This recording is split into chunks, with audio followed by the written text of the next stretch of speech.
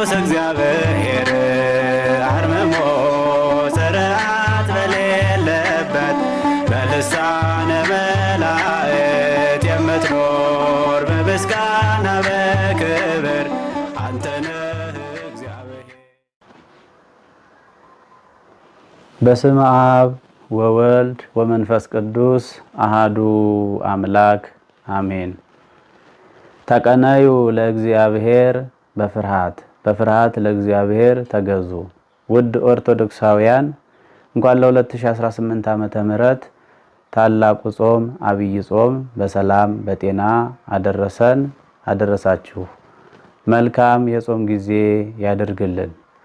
የጾሙ የመጀመሪያ ሰንበት ዘወረደ የዚህ ዕለት አገልግሎት ወይም የዚህ ዕለት ግጻዌ መዝሙር፣ ምስባክ፣ ምንባባት፣ ቅዳሴ፣ ሰራዊትና ቅዱስ ወንጌል እንደሚከተለው ይቀርባል። አብራችሁን ቆዩ።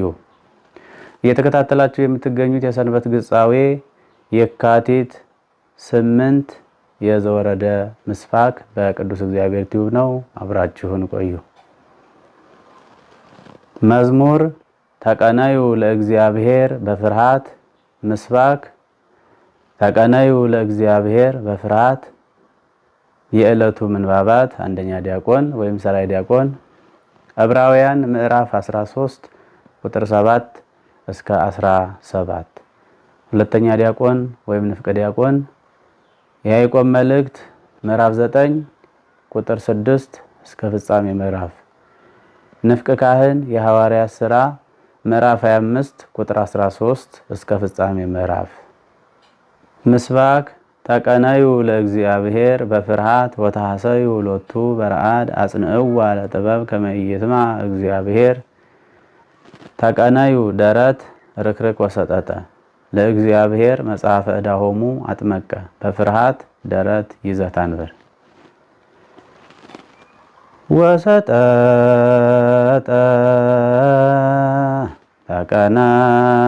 ተቀነዩ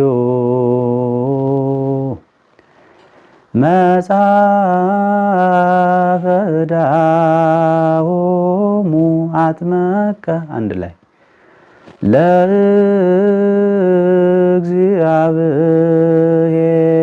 ለእግዚአብሔር በፍርሃት ወተሐሰዩ ከማጡ ሎቱ አነኒ በረአድ ደረት ርክርክ ወሰጠጠ ወተሐሰዩ ሎቱ አነኒ በረአድ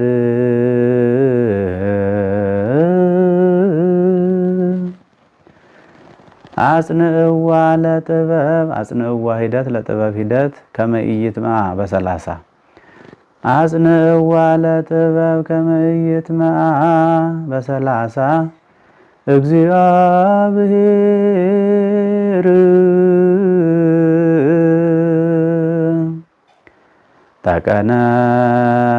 ተቀነዩ ወሰጠጠ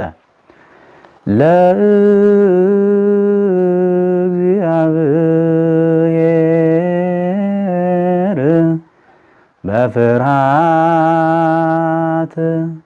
ወተሐሰዩ ይከድነኪ ሎቱ በሰላሳ ይከድነ ወተሐሰዩ ሎቱ በረአድ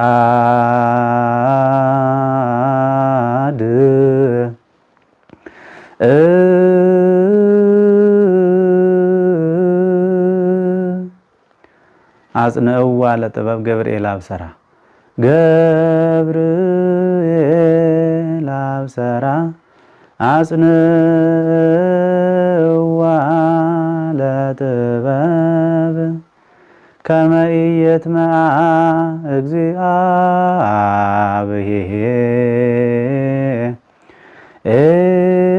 እግዚአብሔር አጽንዕዋ በሰላሳ ርክርክ ነፍስ ነፍስ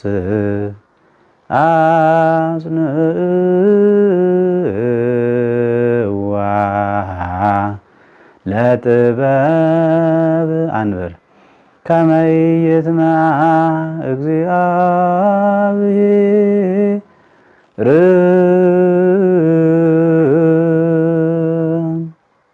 አጽንዕዋ ሂደት ጭረት አጥመቀ አጽንዕዋ ለጥበብ ከመ ኢይትመዓ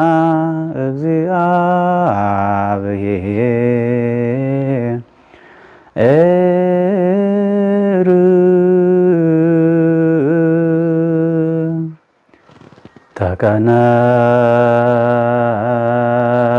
ተቀነዩ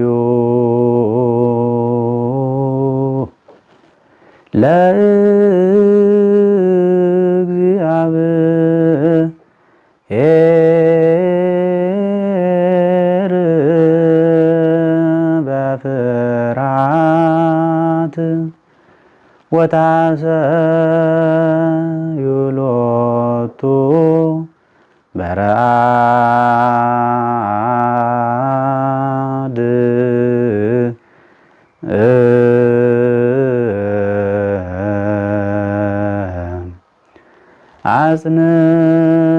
አጽንዕዋ ለጥበብ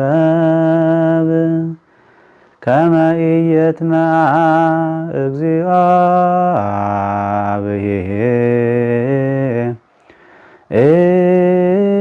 እግዚአብሔር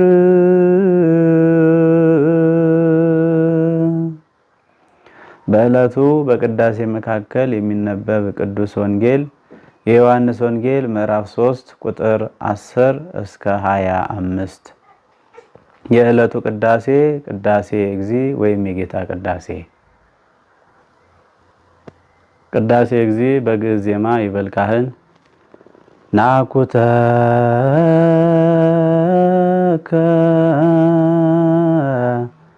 አምላክ ቅዱስ ፈጻሜ ነፍስነ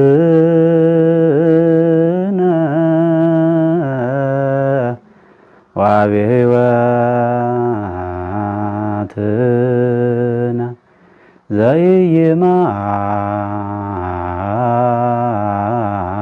ዘይማስን መዝገብ አቡሁ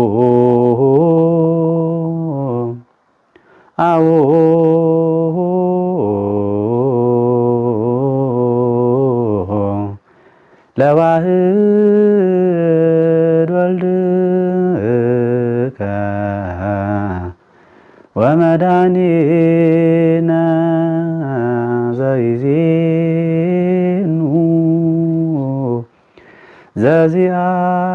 ዘዚአከ ፈቃደ እስመ ፈቀድከ ከመ ንድኃን ብከ ወፈነውኮ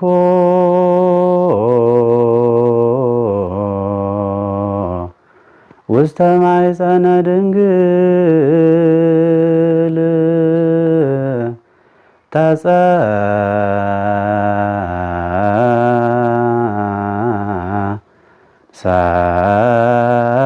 በከርስ ሥጋ ኮነ ሥጋ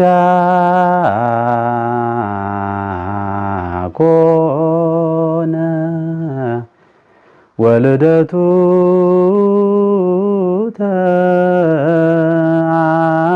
ተአውቀ እመንፈስ ቅዱስ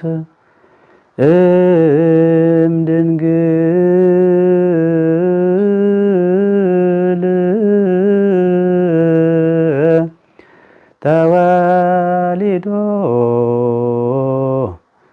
ከመ ፈቃደከ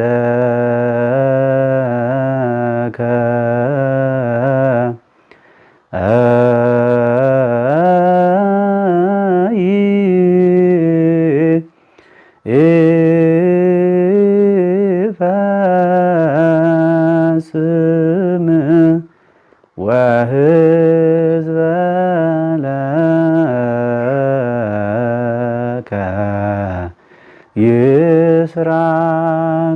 ሰፋ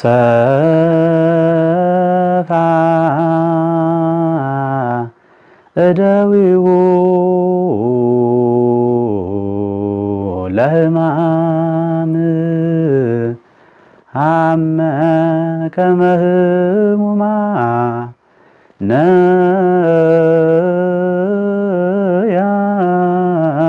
ያድኅን እለ ተወከሉ በላዕሌሁ ዘተውህበ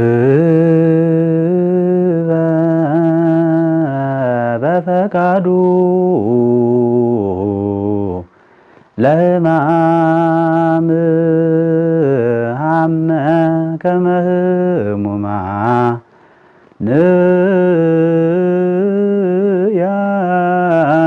ያድኅን ወያጽንዖሙ ለእለ ተንተኑ ግዱፋነ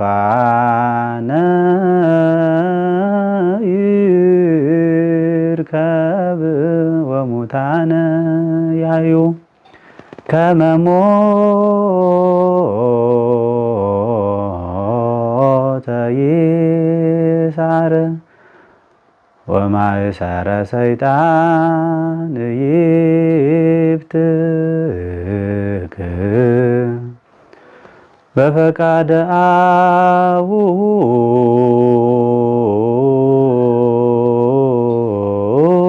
አቡይ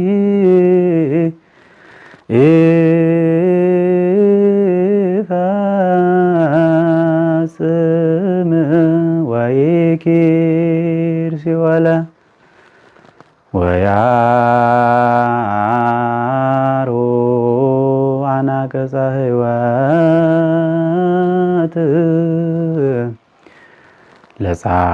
ለጻድቃን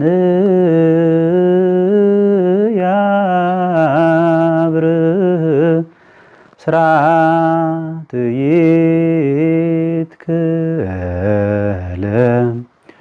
ጽልመት ያይትት ወሕፃናተ ያልህቅ ወትንሣኤሁ ያውቅ። ሰራዊት በግዕዝ ዜማ ሰራዊተ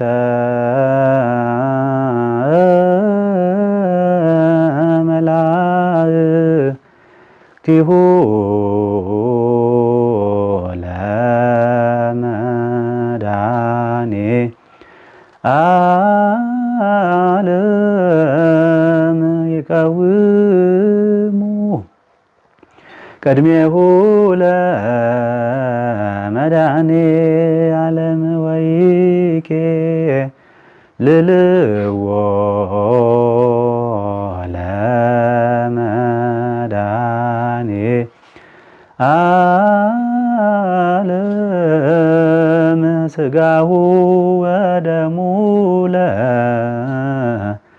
ለመድኃኔ ዓለም ወንብጻሕ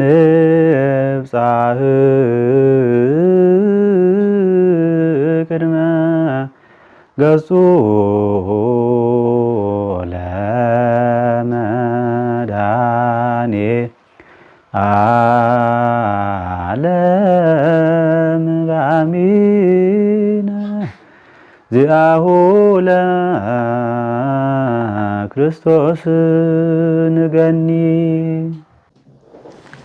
በስም አብ ወወልድ ወመንፈስ ቅዱስ አሃዱ አምላክ አልቦ ዘአረገ ውስተ ሰማይ ዘእንበለ ዘወረደ እምሰማይ ከሰማይ ከወረደው በቀር ወደ ሰማይ የወጣ የለም። የቅዱስ ዮሐንስ ወንጌል ምዕራፍ 3 ቁጥር 13። የተከበራችሁ በየሳምንቱ የሚተላለፈውን የቅዱስ እግዚአብሔር ሚዲያን መርሃ ግብር በሀገርም ውስጥ በውጭም ሆናችሁ የምትከታተሉ ሊቃውንተ ቤተ ክርስቲያን፣ አበው ካህናት፣ ዲያቆናት፣ ማህበረ ምእመናን ወምእመናት ሁላችሁም የእግዚአብሔር ሰላም በያላችሁበት ይድረሳችሁ። ዛሬ እንደ እግዚአብሔር አምላካችን መልካም ፈቃድ የምንማማርበት የትምህርታችን መነሻ ኃይለ ቃል የሚሆነው በመግቢያ ላይ የጠቀስኩት የቅዱስ ዮሐንስ ወንጌል ምዕራፍ 3 ቁጥር 13 ነው። ከሰማይ ከወረደው በቀር ወደ ሰማይ የወጣ የለም። ከዚህ ላይ ዘወረደ የሚለውን እንይዛለን። እንግዲህ እንደ እግዚአብሔር አምላካችን መልካም ፈቃድ እንደ ቅድስት ኦርቶዶክሳዊት ተዋሕዶ ቤተክርስቲያናችን ስርዓተ አምልኮም ዘመነ አስተርእዮን ጨርሰን እነሆ አሁን ታላቁን ጾም ወደ መያዝ ደርሰናል፣ ቀርበናል ማለት ነው። በቤተክርስቲያናችን ከሚጾሙ 7ቱ አጽዋማት መካከል አንደኛው አብይ ጾም ነው። ጾም እንግዲህ በብሉይ ኪዳንም የነበረ ሲሆን በሐዲስ ኪዳንም አለ። ጾም አምልኮ ሃይማኖት ባለበት ቦታ ሁሉ ይኖራል። ጾም የአምልኮት መገለጫ ከሆኑ ነገሮች መካከል አንደኛው ነው። ስለዚህ በብሉይ ኪዳን ይኖሩ የነበሩ ሕዝበ እግዚአብሔር በስርዓተ አምልኳቸው ውስጥ ጾም እንደነበረ፣ ችግርና ፈተና ሲደርስባቸው ጾመው ጸለየው በጾሙ በጸሎቱ አማካኝነት ከመከራው ከችግሩ ይወጡ እንደነበር ያው ቅዱስ መጽሐፍ ይነግረናል። ለዚህም ባለፈው ያየነው በትንቢተ ዮናስ ላይ ተጽፎ የምናገኘው የጾመ ነነዌ ታሪክ ማስረጃችን ነው። በሐዲስ ኪዳንም ስንመለከት እንግዲህ እንደ ቅድስት ቤተክርስቲያናችን 7 አጽዋማት አሉ። ከ7ቱ አጽዋማት አንደኛው ይኸው አብይ ጾም ነው። አብይ ጾም የሐዲስ ኪዳን የጾም መክፈቻ፣ የጾም መጀመሪያ፣ የጾም ጥንት ነው። ምክንያቱም ይህን ጾም የጾመው ራሱ ባለቤቱ አምላካችን ኢየሱስ ክርስቶስ ስለሆነ። ከስያሜውም ስንነሳ አብይ ጾም ማለት ታላቅ ጾም ነው። ታላቅ ጾም ሲል ታላቅ ያሰኘው ምስጢሩ እንጂ የጾም ትልቅና ትንሽ ኖሮት አይደለም። ታላቅ ያሰኘው አብይ ጾም ያሰኘው አንደኛ የሐዲስ ኪዳን ጾም መጀመሪያ ነው፣ መክፈቻ ነው፣ በር ነው። በሁለተኛ ደረጃ ታላቁ አባታችን አምላካችን እግዚአብሔር የጾመው ጾም ነው። በሶስተኛ ደረጃ በዚህ በአብይ ጾም ታላላቅ አርእስተ ኃጣውእ የሚባሉ አብይ እግዚአብሔር የተባለው እሱ አምላካችን እግዚአብሔር ከጾመ በኋላ መዋዕለ ጾሙ ሲፈጸም በቅዱስ ማቴዎስ ወንጌል ምዕራፍ 4 ላይ እንደምናነበው ታላላቅ አርእስተ ኃጣውእ የኃጢአት አለቆች ድል የተነሱበት ስለሆነ ሰው በእነዚህ አማካኝነት እነዚህን ድል ከነሳ ሌሎቹንም ኃጢአቶች በእነዚህ አርእስተ ኃጣውእ በተሳኙት ድል ይነሳል ብለው መተርጉማነ መጻሕፍት አስቀምጠውታል። ስለዚህ ታላላቁ አርእስተ ኃጣውእ ድል የተነሱበት ጾም ስለሆነ አብይ ጾም ይባላል። በአራተኛ ደረጃ የጾሙን ጊዜያትም ስንመለከት ወደ 55 ቀናት ያሉት ነው። በ55 ቀናት ውስጥ 8 ሳምንታት አሉት። ከቀኑም ከጊዜውም አንጻር ስንመለከት ትልቅ ነው ማለት ነው። ጾመ ነቢያትን ስንመለከት 44 ነው ጾመ ፍልሰታን ስንመለከት 15 ነው። 16ኛው ያው መፈሰኪያው ስለሆነ ማለት ነው። እንግዲህ ጾም ሐዋርያትም እንደ ጾሙ ያርግና ይወርድ አንዳንድ ጊዜ የሚያንስበት ጊዜ አለ፣ አንዳንድ ጊዜ ከፍ የሚልበት ጊዜ አለ። ይሄ ግን ጾሙ ከገባበት ጊዜ ጀምሮ ሲቆጠር 55 ቀናት አሉ፣ 8 ሳምንታት አሉት ማለት ነውና ያ በራሱ አብይ ያሰኘዋል። በሌላው እንግዲህ የአጿጿሙን ስርዓትም ስንመለከት በፍትሐ መንፈሳዊ ላይ ተቀምጧል። አሁን የምንጀምረው ዘወረደ የተሰኘው ጾም ከዘወረደ እስከ ቅድስት እስከ 9 ሰዓት ድረስ እንዲጾሙ ያዛል። ከዚያ ከቅድስት ጀምሮ ደግሞ እስከ ሰሙነ ሕማማት ድረስ ያለው እስከ 11 ሰዓት ድረስ ይጾሙ ነው የሚለው። ሰሙነ ሕማማትን ደግሞ ከሰኞ ጀምሮ ደግሞ እስከ ዕለተ ሐሙስ ከአክፍሎቱ ድረስ ከዕርበተ ፀሐይ ይላል። ፀሐይ እስኪጠልቅ እስከ 1 ሰዓት ማለት ነው። ከዚህም አንፃር ይሄ አብይ ጾም ያሰኘዋል ማለት ነው። እንግዲህ በዚህ ጾም ውስጥ ያው 8 ሳምንታት አሉ ብለናል። ከ8ቱ ሳምንታት መካከል አንደኛው የመጀመሪያው ነው። በዚህ ዕለት የሚነበበልን ቅዱስ ወንጌል ከሰማይ ከወረደው በስተቀር ወደ ሰማይ የወጣ የለም ይላል እና አልቦ ዘዐርገ ውስተ ሰማይ ዘእንበለ ዘወረደ ነው። ዘወረደ ሰማይ ከሰማይ ከወረደው የሚለው እንግዲህ ይሄ ነገረ ስጋዌው ነው። ልዑሉ አምላክ ትሑት መሆኑ የሚታሰብበት የሚነገርበት ወቅት ነው። በዚህ በዘወረደ ሳምንት ራሱ ዘወረደ የተሰኘ በዚህ በጾመ ድጓው የሚደርስ ስብሐተ እግዚአብሔር አለና ቅዱስ ያሬድ እንግዲህ ከዮሐንስ ወንጌል ምዕራፍ 3 ቁጥር 13 ወስዶ ዘወረደ ተለዋን ተጠቅሞ በዚህ በጾም ወቅት የሚደርሰውን ስብሐተ እግዚአብሔር ጾመ ድጓውን ዘወረደ ብሎ ነው የሚጀምረው። ዘወረደ እምላዕሉ አይሁድ ሰቀሉ ወሚመ ኢያእመሩ እግዚአ ኩሉ ዘይሃዩ በቃሉ ይላል። ዘወረደ እምላዕሉ አይሁድ ሰቀሉ፣ ከላይ ከሰማይ የወረደውን እርሱን አይሁድ በመልዕልተ መስቀል ሰቀሉት ነው የሚለው። አይሁድ በመልዕልተ መስቀል ሰቀሉት። እንግዲህ ወረደ ስንል ርደቱ ምንድነው ስንል ትህትናውን የሚያስረዳ ልዑሉ አምላክ ትሑቱን ስጋ መዋሃዱን ተዋህዶ መገለጡን የሚያስረዳ የሚያጠይቅ ምስጢር ነው። ከልዕልና ወደ ትሕትና መውረዱን ከላይ ከሰማይ የወረደውን አይሁድ በመልዕልተ መስቀል ሰቀሉት። ወሚመ ኢያእመሩ እግዚአ ኩሉ ዘይሃዩ በቃሉ ሰቀሉ ጌታ በቃሉ የሚያድን የሚፈውስ የሚያስነሳ መሆኑን አላወቁም በማለት ነው የሚገልጠው። እንግዲህ በመልዕልተ መስቀል የተሰቀለበትም ራሱም እንደተናገረው እንከመ ተለአልኩ ምድር ነው። በመጀመሪያ ደረጃ የሰው ልጅ ለማዳን ልዑሉ አምላክ ትሑቱን ስጋ ተዋህዶ ተገለጠ። በተዋህዶ የተገለጠው ጌታ ደግሞ በመልዕልተ መስቀል ከፍ አለ።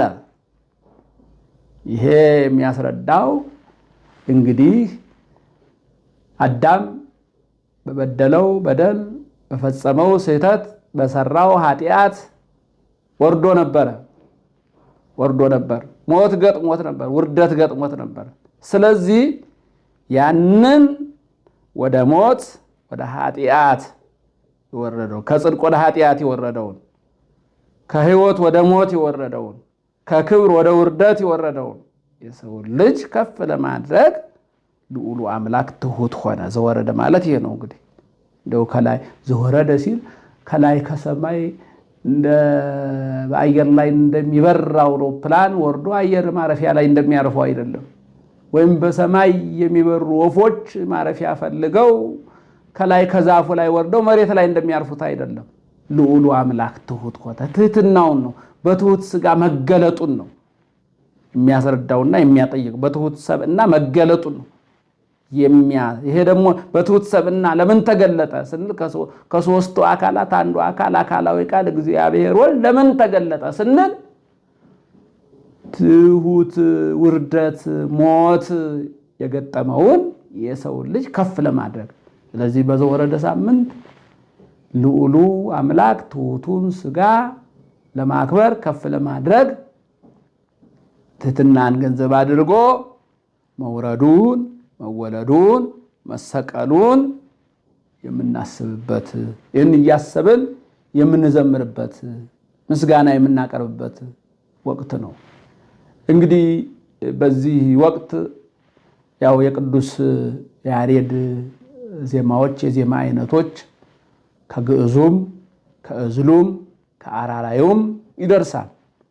በዚህ ዕለት ከሚደርሱ ስብሐተ እግዚአብሔር መካከል አገልግሎቱ የሚጀምረው በመዝሙረ ቅዱስ ያሬድ በመዝሙር በዕለተ እሑድ ከሚቆሙ ቁመቶች መካከል መዝሙር ነው። መዝሙሩ ምን ይላል ያለን እንደሆነ ተቀነዩ ለእግዚአብሔር በፍርሃት ይላል። እግዚአብሔር በፍርሃት ተገዙ፣ እግዚአብሔር በፍርሃት ተገዙ። ስለዚህ ከላይ ከሰማይ የወረደውን ትሕትናን ገንዘብ ያደረገውን እግዚአብሔር ነገረ ሥጋዌውን እያሰብን ፈሪሃ እግዚአብሔርን ገንዘብ ማድረግ እንደሚገባን ያስረዳል፣ ያጠይቃል ማለት ነው።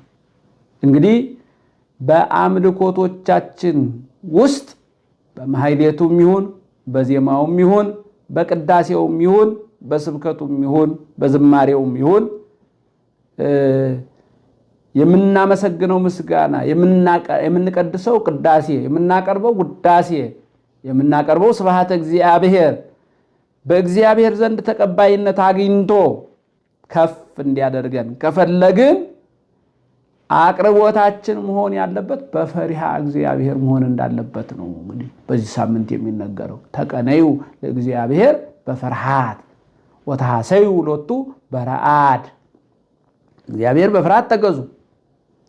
በረአድም እግዚአብሔር በፍርሃት በመገዛታችሁ ደስ ይበላችሁ። አጽንዕዋ ለጥበብ ከመ ይትመዐ እግዚአብሔር።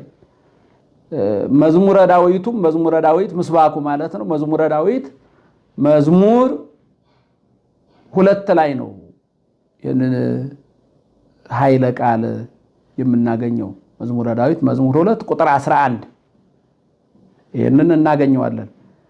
እንግዲህ ከመዝሙረ ዳዊቱ ቅዱስ ያሬድ ተቀነዩ ለእግዚአብሔር የሚለውን ወስዷል ማለት ነው። እግዚአብሔር በፍርሃት ተገዙ። ከወንጌሉ ደግሞ ዘወረደ የሚለውን ወስዷል ማለት ነው። ከዮሐንስ ወንጌል ምዕራፍ 3 ቁጥር 13 ይህን ወስዷል ማለት ነው።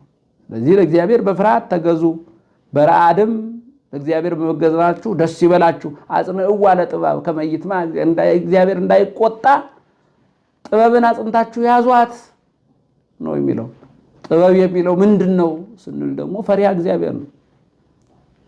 የዳዊት ልጅ ሰሎሞንም በመጽሐፈ ምሳሌው ምዕራፍ 7 ቁጥር 10 ላይ ቀዳሚሃ ለጥበብ ፈሪሃ እግዚአብሔር፣ የጥበብ መጀመሪያ እግዚአብሔር መፍራት ነው የሚለው። ስለዚህ እዚህ አብይ ጾሙ መግቢያችን ላይ ዘወረደ ላይ የትምህርቱ መልእክቱ የሚያጠነጥነው ፈሪሃ እግዚአብሔር ላይ ነው። ምክንያቱም ያለ ፈሪሃ እግዚአብሔር ቅዳሴ፣ ያለ ፈሪሃ እግዚአብሔር ዝማሬ፣ ያለ ፈሪሃ እግዚአብሔር ስብከት፣ ያለ ፈሪሃ እግዚአብሔር አምልኮት ተቀባይነት ስለሌለው ማለት ነው። አሁን በጊዜያችንና በዘመናችን በመቅደሱ በማሕሌቱ በአውደ ምሕረቱ የምናገለግል የምንገለገል የምንመላለስ እንደ አገልጋይም አገልጋዮች እንደ ተገልጋይም ምእመናን በአጠቃላይ እንደየጸጋችን እንደየጥሪያችን እግዚአብሔርን እናመልካለን የምንል ለእግዚአብሔር እንዘምራለን የምንል እግዚአብሔርን በቅዳሴ እግዚአብሔርን በውዳሴ እግዚአብሔርን በማሕሌት እናመሰግናለን የምንል እግዚአብሔርን በስብከት እናገለግላለን የምንል እግዚአብሔርን አስራቱን በኩራቱን በማውጣት እናገለግላለን የምንል ትልቁ ቅድሚያ ሊሰጠው የሚገባ ነገር ቢኖር ከጾማችን አስቀድሞ ፈሪሃ እግዚአብሔርን ገንዘብ ማድረግ። ፈሪሃ እግዚአብሔርን ያለዚህ ያለ ፈሪሃ እግዚአብሔር የሚጾም ጾም ዝም ብሎ ኩር ብሎ መዋል ነው፣ ጦም መዋል ነው። ረሃብ አድማ ነው ሊሆን የሚችለው። ስለዚህ ቅድሚያ ወደ ጾሙ ከመግባታችን አስቀድሞ በልባችን ፈሪሃ እግዚአብሔርን ገንዘብ እናድርግ። ከመጸለይ ጸሎት ከመቆማችን በፊት በፈሪሃ እግዚአብሔርን ገንዘብ እናድርግ። እዚህ ያለዚያ ጾማችን ሊሆን የሚችለው የፈሪሳውያን ጾም ነው። ፈሪሳውያን ጾም ነው። ወንጌሉም ይሄ ነው። የቅዱስ ማቴዎስ ወንጌል ምዕራፍ 6 በዚህ ዕለት ይነበብ ዘንድ የተሰራልን ምዕራፍ 6 ወሶበ ትጸውሙ ኢትኩኑ ከመ መደለዋን፣ ስትጾሙ እንደ ግብዞች አትሁኑ የሚለው ቀጣይ ሳምንት የሚነበብ ነው። ቀጣይ ሳምንት የሚነበብ ነው። ዛሬው ያው ዮሐንስ 3:13 ነው። ስትጾሙ እንደ ግብዞች አትሁኑ የሚለው ያው እነሱ ስለሚመጻደቁ ነውና ዋናው እንግዲህ በዚህ በዘወረደ ሳምንት ፈሪሃ እግዚአብሔርን ገንዘብ አድርጎ መጾም እንደሚገባ፣ መጸለይ እንደሚገባ፣ መስገድ እንደሚገባ፣ መቀደስ እንደሚገባ፣ ማስቀደስ እንደሚገባ፣ መስበክ እንደሚገባ እና መጥረጃ ነው። እንግዲህ ያው ፈሪሃ እግዚአብሔር መጥረጃ መወልወያ ነው። ያው እንደሚታወቀው ቤት የሚጸዳው በመጥረጃ ነው፣ የሚወለወለው በመጥረጃ ነው። ስለዚህ ሰውነታችን ሲጾም ሲጸልይ ፈሪሃ እግዚአብሔርን ገንዘብ አድርጎ መጾም እንደሚገባው ምስማኩም ያስረዳናል። የቅዱስ ያሬድ መዝሙሩም ያስረዳናል። እና ፈሪሃ እግዚአብሔርን ጥበብ ነው የሚላት አጽንዕዋ ነው የሚለው እግዚአብሔር እንዳይቆጣ ጥበብን አጽንታችሁ ያዟት ነው የሚለው። እንግዲህ እግዚአብሔርን የምንፈራው እንዴት ነው የሚለውን ለማንሳት ያህል የፍቅር ፍርሃት ነው። የፍቅር ፍርሃት የአክብሮት ፍርሃት ነው እንጂ በስጋ ይቀጣናል፣ በነፍስ ይቀስፈናል፣ እድሜያችንን ያሳጥረዋል ብለን አይደለም። እግዚአብሔር የምህረት አምላክ ነው፣ ይቅር ባይ አምላክ ነው እና ልክ እንደ ባለ አሲፍት በእጃቸው ሰይፍ እንዳለ፣ በእጃቸው ጦር እንዳለ፣ በእጃቸው እንግዲህ የማሰር የመፍታት ስልጣን እንዳላቸው እንደ ነገስታት ዓይንም በፍላት እጅግርም በስለት እንደሚቀጡት ሳይሆን እግዚአብሔር የሚፈራው እንደ አባት ልጅ አባቱን ይፈራዋል። የሚፈራው አባቱ ስለሆነ ነው። እንዳያዝንበት ነው፣ እንዳይቀየመው ነው። የፍቅር ፍርሃት ይባላል። አንድ ወዳጅ ለወዳጁ የሚያሳየው ፍርሃት አለ። በመካከላቸው ጸብ እንዳይገባ ማለት ነው። በመካከላቸው ቂም እንዳይኖር፣ በቀል እንዳይኖር፣ እንዳይቀየም የምንጠነቀቀው ያ ፈሪሃ እግዚአብሔር ይባላል። የፍቅር ፍርሃት ማለት ነው። አባት ብለን የምንጠራበትን የልጅነት ድፍረት ሰጠን ነው የሚለው።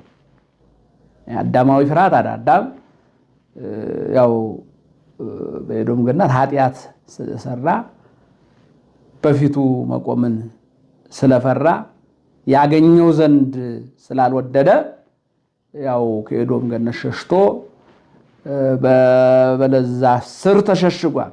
ያ አይደለም፣ በመሸሸግ አይደለም፣ በመደበቅ አይደለም። ፈሪሃ እግዚአብሔርን ገንዘብ ስናደርግ ጾማችንን በፈሪሃ እግዚአብሔር እናድርገው፣ ጸሎታችንን በፈሪሃ እግዚአብሔር እናድርገው፣ ቅዳሴያችንን በፈሪሃ እግዚአብሔር እናድርገው፣ አገልግሎታችንን በፈሪሃ እግዚአብሔር እናድርገው። ይሄ ነው ተቀነዩ ለእግዚአብሔር ፍርሃት ማለት ይሄ ነው። እግዚአብሔር ፍርሃት ተገዙ ማለት። ስለዚህ ጠቅለል ስናደርገው ይሄ የዘወረደ ሳምንት ከሶስቱ አካላት አካላዊ ቃል እግዚአብሔር ወልድ እንደወረደ እንደተወለደ ወርዶ ተወልዶ እኛን ደግሞ ከፍ እንዳደረገን የሚታሰብበት ወቅት ስለሆነ እኛም እንግዲህ በዚህ ወቅት ከትዕቢት ወደ ትሕትና እንውረድ፣ ከኃጢአት ወደ ጽድቅ እንውረድ፣ ከጥላቻ ወደ ፍቅር እንውረድ፣ ወደ ሰላም እንውረድ። ይህንን አድርገን ጾመን በእውነት ጾሙን በሰላም ጀምረን በሰላም ለመፈጸም እንዲያበቃን የእሱ ቸርነት የእናቱ አማላጅነት አይለየን አይለያችሁ። ወስብሐት ለእግዚአብሔር አሜን።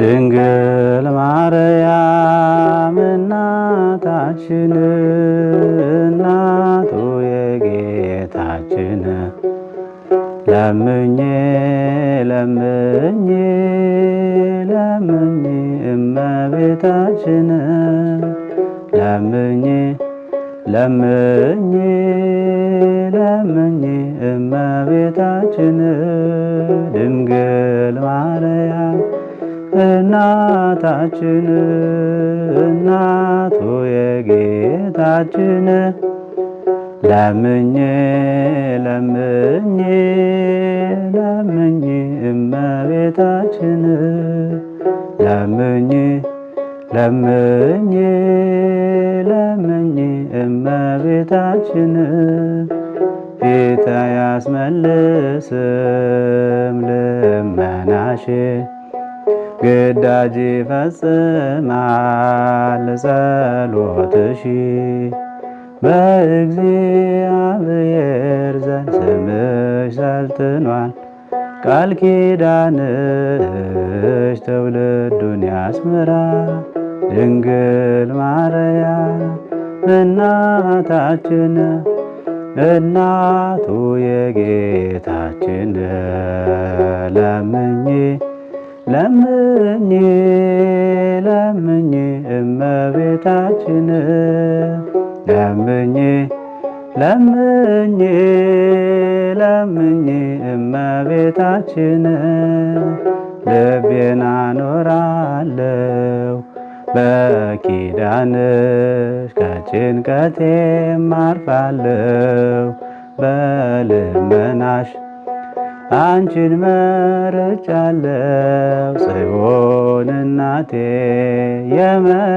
የመረረው ጣፈጠ ሕይወቴ ድንግል ማርያም እናታችን እናቱ የጌታችን ለምኜ ለምኜ ለምኜ እመቤታችን ለምኜ ለምኜ ለምኜ እመቤታችን ድንግል ማርያም እናታችን እናቱ የጌታችን ለምኜ ለምኜ ለምኜ እመቤታችን ለምኜ ለምኜ ለምኜ እመቤታችን